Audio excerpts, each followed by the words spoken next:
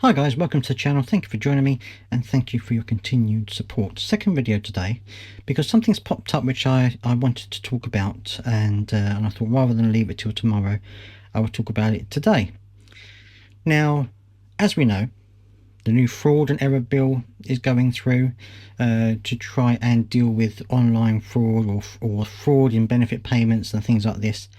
But it looks as though there are other surveillance ideas that the government and the DWP are taking a look at to try and combat fraud. Now, some of these have been going on for a little while because they have been supposed to be targeting big fraud or major fraud. But the fact that they are advertising this new job, or a job that's been around for a little while, suggests that they are upping the ante and increasing the amount that they're going to be doing. So I'm going to show you the article, and then you can let me know down in the comments what you think. But before we do, please do subscribe to stay up to date with the latest benefits news and news from the DWP. Let's take a look at the article and see what you think. Okay, DWP now openly recruiting covert surveillance officers to spy on disabled people. In a job listing posted in July 25, the Department for Work and Pensions has advertised senior roles in its Communications Data Unit and Surveillance Operation Team. In short, part of the role will be the covert monitoring of benefit claimants suspected of fraud.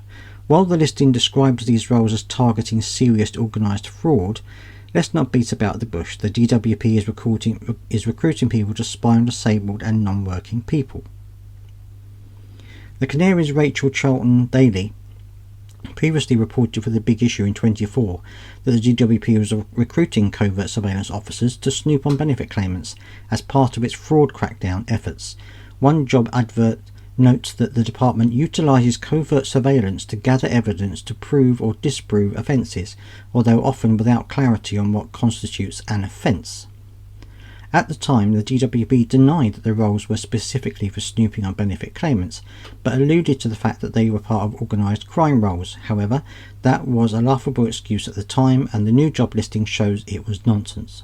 This language shows that surveillance is no longer confined to a small number of high-risk investigations, but is institutionalised and standard procedure. In parallel, the government is pushing to legislate for DWP access to claimants' bank accounts, which we've talked about before. This would allow banks to share transaction data and allow the government to recover overpayments. Labour MP Neil Duncan Jordan warns this amounts to presuming guilt. Welfare recipients will be treated as suspects, millions are being monitored, and could face wrongful investigations, especially among disabled people, carers and pensioners. Even the algorithmic tools used by the DWP have proven unreliable. Data obtained under Freedom of Information revealed that around 200,000 housing benefit claims have been falsely flagged by the DWP's fraud detection AI over 3 years, with 2/3 of those flagged claims found to be legitimate. In total, 4.4 million was spent on unnecessary investigations. Moreover, the Canary previously reported the AI is systematically racist and ageist, something that the DWP has failed to properly address. Privacy International and other groups have previously documented that the DWP uses physical surveillance, data from airlines, supermarkets, PayPal, bingo clubs and more to investigate claimants, turning ordinary consumer data into evidence, often without claimants' consent. Over 40 organisations, including Disability Rights UK, Big Brother Watch, Child Poverty Action Group, Mind and Age UK, have condemned the DWP surveillance plans. They warn of risks echoing the Post Office Horizon scandal, where innocent people were wrongly accused and severely punished due to systematic and hidden algorithmic errors. Now, of course, we know that there are some serious fraud going on in terms of organised fraud with like groups and criminal gangs and things like this. So, of course, they're going to need some kind of surveillance for that. But it depends on how far they go with this surveillance equipment that you have, the surveillance tools that they have. Do they only use these for organised large fraud investigations, or are they now going to start using them on smaller fraud investigations? And what evidence are they going to need in order to do that? I mean, surely they're going to need some kind of proof to start looking at surveillance of somebody. But what kind of evidence do they need? Do they actually need evidence to start surveillance? Or is this something which they are hoping to use to gather that information?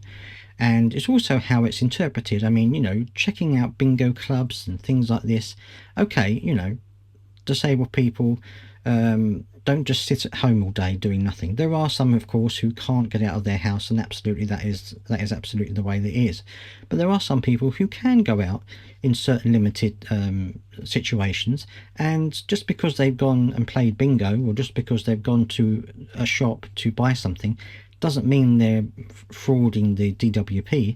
It doesn't mean that they don't deserve to be able to do that. You know, I think it's just perhaps a little bit too much Big Brother again. Let me know down in the comment section what you think. I would love to hear your thoughts on this, as always, and I'll see you next time.